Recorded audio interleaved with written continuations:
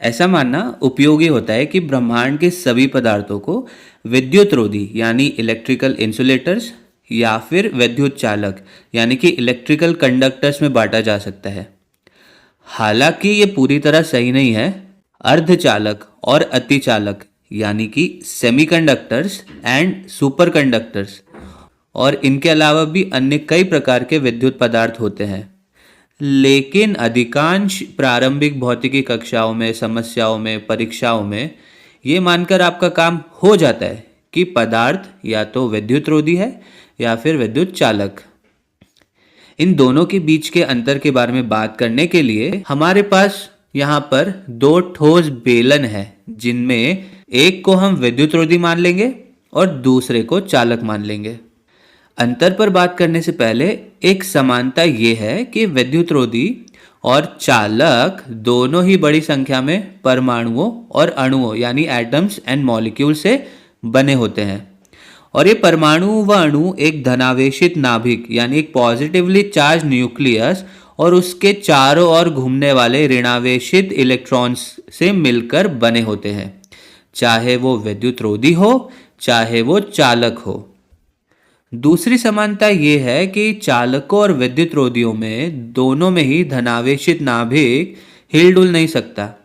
हमारे कहने का मतलब ये है कि वो ऊष्मीय कंपन यानी थर्मल वाइब्रेशंस के कारण थोड़ा बहुत हिलडुल सकता है, लेकिन जब तक पदार्थ ठोस अवस्था में है यानी एक सॉलिड स्टेट में है, वो पदार्थ के भीतर स्वतंत्र रूप से नहीं घूम सकता, चाहे वो विद्युत रोधी हो या चालक।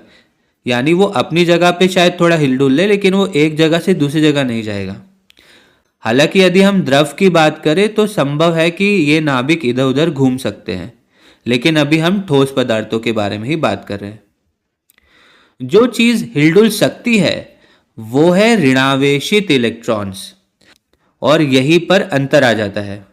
चालक में कुछ इलेक्ट्रॉन अपेक्षाकृत स्वतंत्र रूप से घूम सकते हैं, ये लगभग बिना किसी प्रतिरोध यानी रेजिस्टेंस के इधर उधर जा सकते हैं, जबकि विद्युत रोधियों में मुख्य अंतर यह है कि वहां इलेक्ट्रॉन स्वतंत्र रूप से नहीं घूम सकते। उनके पास उपयुक्त ऊर्जा स्तर यानी कि एनर्जी लेवल्स या बैंड नहीं होते जिससे वे स्वतः घूम सके। वे भी नाभिकों की तरह ही अपनी जगह पर अटके रहते हैं, यानी कि विद्युत रोधियों में मूल रूप से सब कुछ अटका रहता है। ये इलेक्ट्रॉन अपने ही परमाणु में या पास के किसी परमाणु से साझा हो सकते हैं, लेकिन वे एक परमाणु से दूसरे परमाणु तक स्वतंत्र रूप से कूदकर पूरे विद्युत रोधी में यात्रा नहीं कर सकते। चालकों में इलेक्ट्रॉन्स ऐसा कर सकते हैं। यहीं पर मुख्य अंतर आ जाता है। एक महत्वपूर्ण बात यह है कि इलेक्ट्रॉन अपने आप ऐसा नहीं करने लगते। इसे बैटरी से जोड़कर या फिर किसी प्रकार का विद्युत क्षेत्र या बल प्रदान कर कर ऐसा किया जा सकता है। यदि ऐसा हो तो चालक में इलेक्ट्रॉन प्रवाहित होने लगते हैं, लेकिन विद्युत रोधी में इलेक्ट्रॉन अटके ही रहते हैं। अब इससे आप सोच सकते हैं, अच्छा ठीक है, विद्युत पदार्थों में हमें बस चालकों से ही मतलब होना चाहिए। विद्युत रोधी तो सिर्फ तभी काम आएंगे जब हमें कोई विद्युत अन्योन्य क्रिया नहीं चाहिए, यानी कोई इलेक्ट्रिकल इंटरैक्शन नहीं चाहिए। तो ये बात कुछ हद तक तो सही है, लेकिन पूरी तरह नहीं, क्योंकि यदि हम इस विद्युत रोधी को बैटरी से जोड़ते हैं या इसे किसी प्रकार के विद्युत क्षेत्र या बल में रखते हैं, तो हालांकि विद्युत रोधी के इलेक्ट्रॉन एक परमाणु से दूसरे परमाणु तक कूदकर नहीं जा सकते, पर वे थोड़ा बहुत विस्थापित हो सकते हैं, शिफ्ट हो सकते हैं। ये नाभिक और इलेक्ट्रॉन का बादल कुछ हद तक खिसक सकता है। संभव है धनावेश एक तरफ हो जाए और ऋणावेश दूसरी तरफ। परिणाम स्वरूप परमाणु का एक हिस्सा अधिक ऋणात्मक हो जाएगा और एक हिस्सा अधिक धनात्मक हो जाएगा।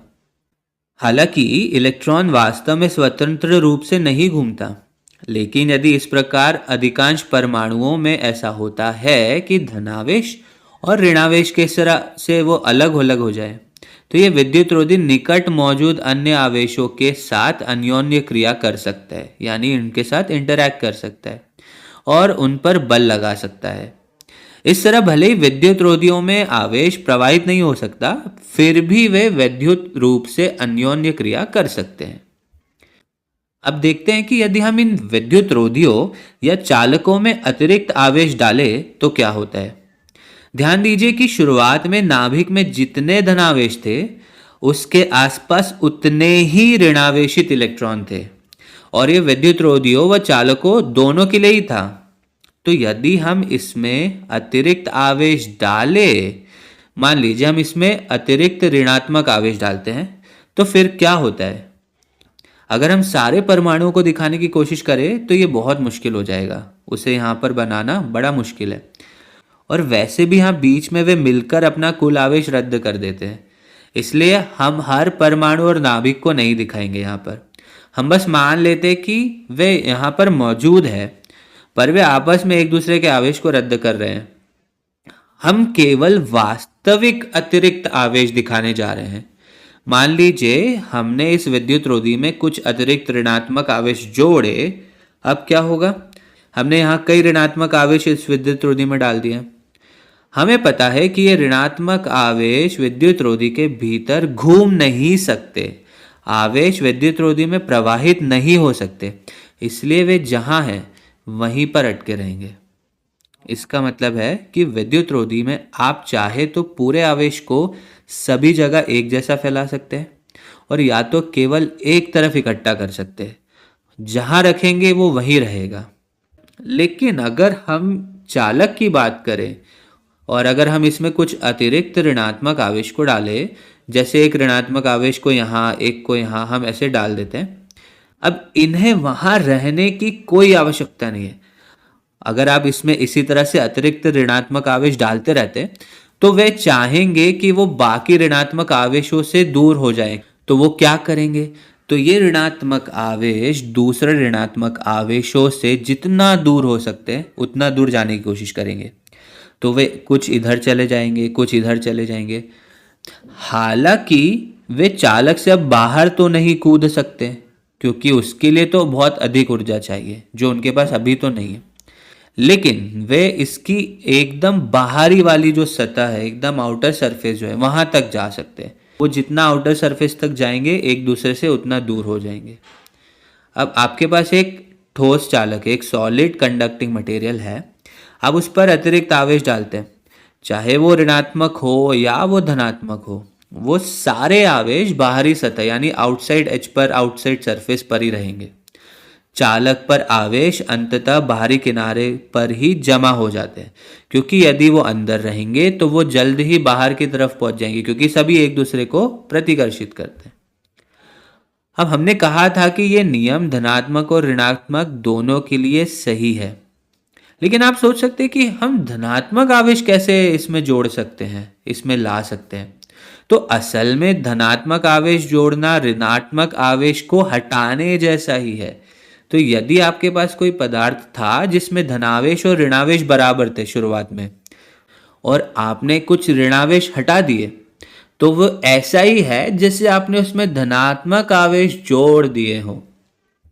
लेकिन फिर दोबारा, चाहे वो धनात्मक आवेश हो या ऋणात्मक आवेश हो, नेट आवेश हमेशा बाहरी सतह पर चला जाएगा, क्योंकि आवेश एक दूसरे से अधिकतम दूरी पर जाने की कोशिश करते हैं। तो कौन कौन से भौतिक पदार्थ विद्युत रोधी है। कांच एक विद्युत रोधी है, लकड़ी भी एक विद्युत रोधी है, ज़्यादातर प्लास्टिक भी विद्युत रोधी होते हैं। ये सभी ऐसा व्यवहार करते हैं जहां आप इसमें आवेश को अपने हिसाब से बांट सकते हैं, अपने हिसाब से रख सकते हैं। आवेश इसके भीतर प्रवाहित नहीं हो सकता, आप इस पर आवेश लगा सकते हैं। और फिर चालक, तो इसमें वे पदार्थ आते हैं जो धातु है, जैसे सोना, चांदी, तांबा यानी कि कॉपर इत्यादि। तांबे का इस्तेमाल सामान्यतः किया जाता है क्योंकि वो काफ़ी सस्ता होता है। सोने और चांदी से तो निश्चित रूप से सस्ता होता है। वैसे चांदी सबसे अच्छा चालक होता है। इन पदार्थों में आवेश स्वतंत्र रूप से प्रवाहित हो सकता है। अब जबकि हमें समझ आ गया है कि चालक और विद्युत रोधी कैसे काम करते हैं, चलिए एक उदाहरण देखते हैं। मान लीजिए आपके पास दो चालक छड़े यानी कंडक्टिंग रॉड्स हैं, जिन्हें धातु से बनाया गया है। इनमें से एक पर नेट ऋणात्मक आवेश है, जो कि इसकी बाहरी सतह पर जमा है, जो कि चालकों में होता है। जबकि दूसरी छड़ जो भी धातु की ही है, उस पर अभी तो कोई नेट आवेश नहीं है। अब क्या होगा अगर हम पहली छड़ को दूसरी छड़ से स्पर्श करें, उसको टच करें? आप शायद अंदाजा लगा सकते हैं, आवेश एक दूसरे से अधिकतम दूरी बनाना चाहते हैं, इसीलिए ये ऋणात्मक आवेश सोचेंगे, अरे अगर हम थोड़ा बिखर जाए और कुछ इस छड़ पर चले जाएं और कुछ इस पर ही रहे, तो हम एक दूसरे से और भी दूर हो सकते हैं। तो वे यही करेंगे, यानी दोनों छड़ें एक ही आकार और एक ही धातु की हो तो उन पर बराबर मात्रा में आवेश बढ़ जाएंगे। यदि दूसरी छड़ बड़ी हो तो उस पर अधिक आवेश चले जाएंगे, क्योंकि उसमें उन्हें ज़्यादा जगह मिलेगी दूर जाने के लिए, और कुछ छोटे वाले पर रहेंगे। इसे किसी वस्तु को छूकर आवेशित करना कहते हैं चार्जिंग बाय कंडक्शन। ये आसान है। अब आप किसी वस्तु को एक और तरीके से भी आवेशित कर सकते हैं, जिसे प्रेरण द्वारा आवेशित करना यानी चार्जिंग बाय इंडक्शन कहते हैं। अब इसका क्या मतलब है? इसका आशय है कि मान लीजिए हम इसे किसी दूसरी धातु के टुकड़े के पास ले आते हैं, परंतु स्पर्श नहीं करते, तो क्या होगा? इसमें कुछ ऋणात्मक आवेश होते हैं, हालांकि हमने उन्हें बनाकर नहीं दिखाया, और कुछ धनात्मक आवेश भी होते हैं। यदि ऋणात्मक आवेश चाहे तो वो हिल सकते हैं, जैसा कि चालक में होता है। तो क्या वो ऐसा करना चाहेंगे? बिल्कुल, क्योंकि पास में एक बड़ा ऋणात्मक आवेश है, तो वे उससे जितना दूर हो सके उतना दूर होना चाहेंगे। तो इस धातु में पहले से कुछ ऋणात्मक आवेश है, जिनमें से कुछ इस तरफ चले जाएंगे। ये आवेश मूल रूप से अपने परमाणुओं के साथ इधर थे, पर बड़ा ऋणात्मक आवेश पास आने के कारण वो दूर होना चाहेंगे और इधर चले जाएंगे। परिणाम स्वरूप इधर धनात्मक आवेश का नेट प्रभाव रह जाएगा, यानी इलेक्ट्रॉन्स की कमी हो जाएगी, तो ये छोर धनात्मक आवेशित हो जाएगा। आप सोच सकते हैं कि ये तो अजीब है, वे फैल जाते हैं, क्या और कुछ भी होता है? जी हाँ, चूंकि अब ये धनात्मक आवेश उस बड़े ऋणात्मक आवेश के अधिक पास है और इस आवेशित छड़ के आवेश उन्हें आकर्षित करते हैं, इसी तरह इस चालक छड़ के ऋणात्मक आवेश इन धनात्मक आवेशों को आकर्षित करते हैं, लेकिन साथ ही यहाँ पर ऋणात्मक आवेश दूसरे ऋणात्मक आवेशों को प्रतिकर्षित करे। तो क्या ये बल एक दूसरे को रद्द कर देंगे? असल में नहीं, क्योंकि आपको पता है कि आवेश जितना निकट होते हैं बल उतना अधिक।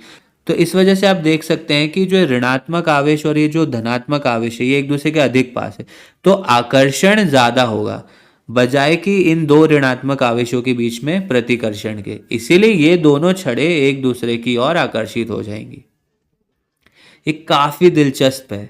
यदि आप एक आवेशित छड़ ले और उसे एक खाली सोडा के डब्बे के पास ले आए, जिसे मेज पर रखकर हम ऐसे लुढ़का सके, तो जब आप इस छड़ को पास में लेके जाएंगे तो डिब्बा छड़ की ओर खिसकने लगेगा। ये बड़ा मजेदार है और आपको जरूर आजमाना चाहिए। लेकिन ये प्रेरण द्वारा आवेशित करना यानी चार्जिंग बाय इंडक्शन अभी नहीं कहलाएगा। प्रेरण द्वारा आवेशित करना कुछ और है। उसके लिए इस धातु के टुकड़े को आपको धरती यानी ग्राउंड से जोड़ना होगा। ग्राउंड क्या है? या तो ये सचमुच भूमि हो सकती है, जैसे अगर आप एक बड़ी धातु की नली ले और उसे धरती में ही गाड़ दे तो वो काम कर जाएगी, या फिर कोई भी ऐसी चीज हो जिससे आप अनंत इलेक्ट्रॉन ले या उसमें अनंत इलेक्ट्रॉन छोड़ सके और उस चीज या ग्राउंड को इससे कोई फर्क ना पड़े, तो वो भी एक तरह से धरती या ग्राउंड कहलाएगा। आपके कार का धातु का ढांचा एक अच्छा ग्राउंड हो सकता है, क्योंकि वो बहुत सारे इलेक्ट्रॉन या तो दे सकता है या फिर ले सकता है, या फिर धरती में गड़ी हुई कोई धातु। अब क्या होगा? यदि मैं इस ऋणात्मक छड़ को उस छड़ के पास ले आता हूं जिसमें शुरू में कोई नेट आवेश नहीं था, तो ऋणात्मक आवेश दूसरी तरफ जाने की बजाय सोचता है, अरे मैं तो यहां से जा सकता हूं, मुझे निकलने दो। ये ऋणात्मक आवेश बाहर जा सकते हैं, तो कई ऋणात्मक आवेश बाहर जाने लगेंगे और ऐसा होने पर यह छड़ आवेशित हो जाती है। इस तरह हमने इस छड़ को छुए बिना ही आवेशित कर दिया, क्योंकि हमने इलेक्ट्रॉन जो कि ऋणात्मक है उन्हें बाहर जाने दिया। अब यदि हम समझदार हो तो इस दूसरी आवेशित छड़ को हटाने से पहले हम इस तार को काट देंगे। यदि हम अब इस ऋणात्मक छड़ को हटा दें और दूर ले जाए तो सामान्यतः ये ऋणात्मक आवेश सोचेंगे, अरे वाह, अब तो वो चला गया, अब मैं फिर से जुड़ सकता हूँ, मुझे इस धनावेश की ओर फिर से आकर्षित होना है, मैं वापस अपने धनात्मक आवेश के साथ जुड़ने जा रहा हूँ। और तब ये छड़ फिर से निरावेशित यानी अनचार्ज हो जाती है। लेकिन अब वे वापस नहीं जा सकते क्योंकि आपने तार काट दिया है। इस तरह बिना छुए ही आपने इस धातु के टुकड़े को स्थायी रूप से आवेशित कर दिया। इसे ही प्रेरण द्वारा आवेशित करना कहते हैं। ये किसी वस्तु को जल्दी से आवेशित करने का एक तरीका है। आइए एक और उदाहरण देखते हैं। ये सबने कभी ना कभी किया होगा। आप एक गुब्बारा लो। क्या होता है जब आप इसे अपने बालों से रगड़ते हो? ये आपके बालों से इलेक्ट्रॉन्स चुरा लेता है और गुब्बारा ऋणात्मक आवेशित हो जाता है। अब आप इसके साथ क्या करते हैं? आप इसे किसी दीवार या छत के पास ले जाकर चिपका देते हैं और अगर किस्मत अच्छी हो तो ये वहां चिपक भी जाता है। बड़ा ही मजेदार है। खैर, याद रखें कि ये एक विद्युत रोधी पदार्थ यानी इंसुलेटिंग मटेरियल है। रबड़, छत भी एक विद्युत रोधी पदार्थ है। यहाँ इलेक्ट्रॉन स्थानांतरित नहीं हो रहे, लेकिन विद्युत रोधी पदार्थों में परमाणु विकृत यानी पोलराइज हो सकते हैं, अर्थात वे थोड़ा खिसक सकते हैं। परमाणु में ऋणात्मक आवेश एक तरफ खिसकते हैं, जिससे दूसरी ओर थोड़ा अधिक धनात्मक आवेश रह जाता है और इससे गुब्बारे और छत के बीच एक नेट बल यानी नेट फोर्स पैदा हो जाता है, क्योंकि ये धनात्मक आवेश गुब्बारे के ऋणात्मक आवेश के थोड़ा पास आ जाते हैं। ये धनात्मक आवेश ऋणात्मक आवेशों को आकर्षित कर रहे हैं और ऋणात्मक आवेश धनात्मक आवेशों को उनसे कुछ अधिक बल से आकर्षित कर रहे हैं, जितना कि ऋणात्मक आवेश अन्य ऋणात्मक आवेशों को प्रतिकर्षित कर रहे हैं। इसी वजह से छत भी गुब्बारे को आकर्षित कर रही है और गुब्बारा भी छत को आकर्षित कर रहा है और यह आकर्षण इस प्रतिकर्षण से बड़ा है। इस कारण गुब्बारा वहां चिपक जाता है, क्योंकि विद्युत रोधी पदार्थ की ध्रुवीकृत होने की क्षमता विद्युत आकर्षण पैदा कर सकती है। यही बात हमने पहले कही थी। भले ही वो विद्युत रोधी हो, वो फिर भी कभी कभी किसी विद्युत वस्तु से अन्योन्य क्रिया यानी इंटरैक्शन कर सकता है, क्योंकि परमाणु ध्रुवीकृत यानी पोलराइज हो सकता है।